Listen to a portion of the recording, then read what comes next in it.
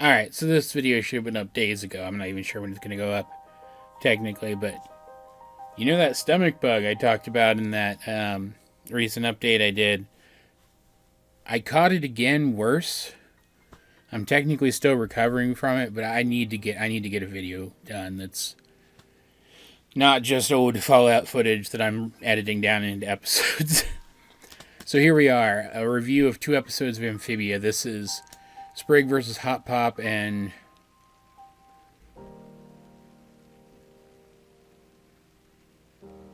Girls' Day or something? I should really know this. Girl Time. God. And these were fine. They were fine episodes. But aside from that trademark Amphibia humor, I feel like these are some of the more fillery ones of the first season. Though I guess Hop Pop does get a little bit of development in the first of these two. Though to be fair, Hop Pop loosening up and gelling better with the rest of the family was kind of one of his overarching themes. So I don't know if we necessarily need to get this small little bit of it here. But we'll get into that in a second. The first of these 2 episodes was my favorite out of the 2. I thought it was the better of the 2. I honestly didn't remember it until I was like halfway through, and I don't even remember what scene caused it to finally click for me.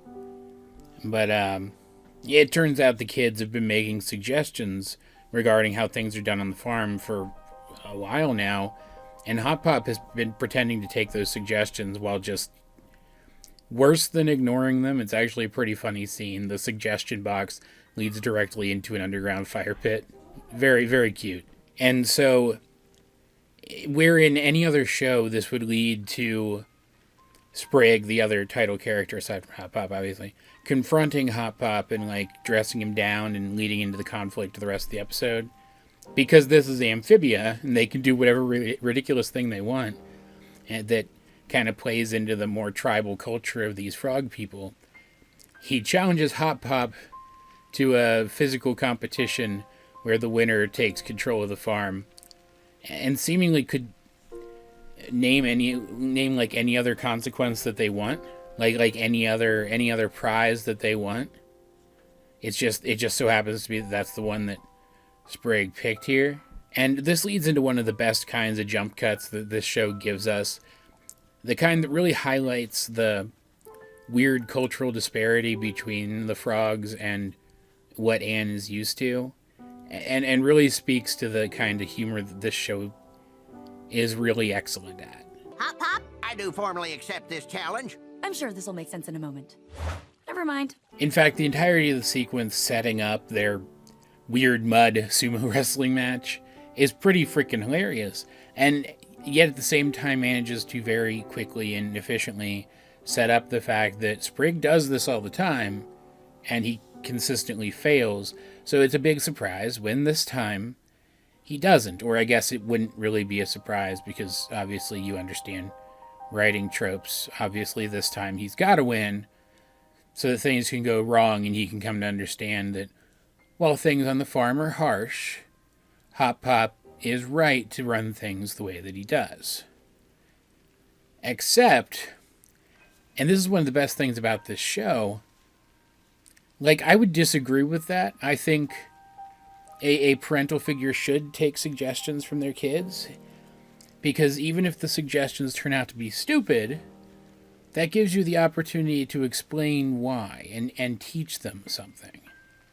Just ignoring them and blowing them off doesn't help anybody except maybe you in the short term by, not having to listen to them ask stupid questions. Because regardless of what your elementary school teacher told you, there are stupid questions. And what is great about Amphibia is, even though they don't dig into depth with it, and I'm not really going to talk about it much here because it's really what little bit of detail you get here is better experienced.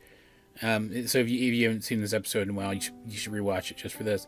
Hop Pop does undergo a bit of his own transformation here, while the others are taking whatever suggestions pop into their silly child heads and ruining the farm.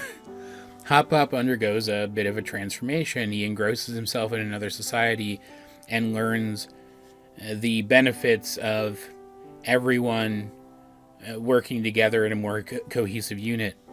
And that leads him to understand that maybe he should pay more attention to people's suggestions. And we see that he takes that to heart at the end, while he is still burning some of the suggestions. Because, I mean, you know, fuel is a precious resource out here, right?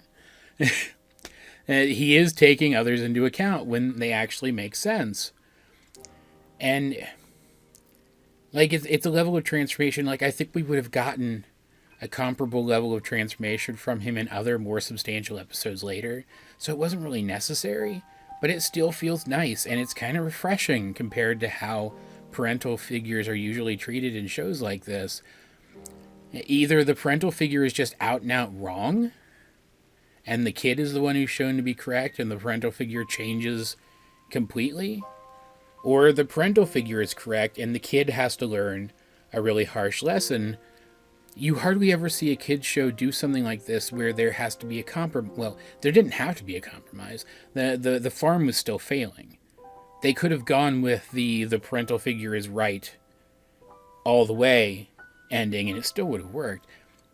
Instead, they went with a compromise, and I respect that a lot. It works really well. The second of these, Girl Time, is, I think, the more forgettable of them. Like, I remembered this one being a thing immediately as I started watching it. And throughout the episode, I'm like, oh yeah, that happened. You know, multiple times. But, once I did remember Sprig versus Hop Pop, I remembered the whole thing. In this one, I was only remembering stuff as I was reminded of it. Which is not to say that it's a bad episode. This is an Anne and Polly episode, and the two of them are always delightful together. But the point of this episode was for Anne to come to the understanding that just because Polly is tomboyish and kind of gross in Anne's opinion, it doesn't mean there's something wrong with her. And the circumstance in which that happens, taking her out for a girls' day out and accidentally pissing off the whole town because the only thing they have to pay with is IOUs from Hop Pop that are worthless because Hop Pop never pays anybody if he can help it, right? Like, that was funny. It was funny to watch. But they go to so many places and they affect so many people. They piss off so many people here that we never really get to focus in on their interactions with just one or two very interesting, slighted people. We see a lot of people in town, and that's nice because these are characters we're going to get to know better later. But there weren't any really interesting or meaningful one-to-one interactions aside from the ones with each other. And in the end, Anne does come to the realization that she is wrong to force these gender biases on people. But, like, man, we've seen this done so many places before. And unlike with Sprig versus Hop Pop, this episode doesn't do that in any unique or interesting way compared to how we've seen it done elsewhere, aside from just existing in this world and having this world's general style of humor applied to it. And even then, I didn't feel like this one was as funny as most of the other episodes around it. It certainly wasn't bad, and I did appreciate how, at the end, Anne had to, in order to save the family from horrible, horrible spider punishment, which you'll see if you do go back and rewatch this episode. And I will not be talking about it further. I like that she had to actually, like, get in there with Polly and tell her to her face, I was wrong, this is why, you're great the way you are. And because Polly really was trying to take to heart what Anne said. It's not like Polly just outright rejected it. This is somebody that she cares about and respects, who's telling her she's gross, and that was harming her. I did like that. It led to an interaction between them that, again, we don't see all the time in this kind of story. But even then, I feel like it's still more common than the resolution we got the previous episode. Like, again, this one wasn't bad. Like, I want to be clear about that. It wasn't bad by any stretch. It just was not as good as what's around it, if that makes sense. It is a below average episode of Amphibia.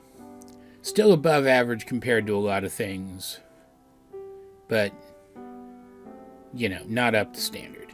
And considering how much Anne has to learn about the society and change because of it, and considering how, like, grody she can be sometimes, too. Excuse my use of the word grody, please. But you get my point. I feel like, I don't know, again, this is one that, like, we just didn't need it, necessarily. And I feel like out of these two both being episodes that I feel like, thematically, we didn't necessarily need, the one that I would feel less terrible about losing is Girl Time. All of that said, though, guys, what do you think of the Amphibia Season 1 episodes, Sprig vs. Hop Pop and Girl Time, if you have seen them? Let's get a discussion going in the comment section down below. And while you're down there, you might as well like the video and share it with anyone else who you think would enjoy my content. Subscribe if you haven't. You can also check out links to my various social medias, as well as the many ways you can help out the channel. Those will be in the video description, but either way, this has been AJ22, and I will talk to you guys later.